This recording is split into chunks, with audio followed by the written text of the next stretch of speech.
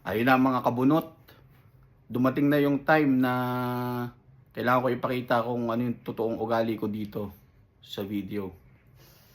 Alam niyo naman tayong mga lalaki, lagi na lang ba tayo magpapa-under? Kita niyo naman sa mga video namin, lagi na lang akong under. Kaya ngayon, sawang-sawa na nga ako sa ganun. Kaya ngayon, ayoko man pero kailangan kong gawin ang maghiwalay. Kaya kayong mga lalaki dyan ha, laksan yung loob nyo, makipaghiwalay kayo. Ihiwalay nyo yung puti sa dikolor kapag maglalaba kayo. Yon, tamang tip yon para hindi magalit yung asawa nyo sa inyo.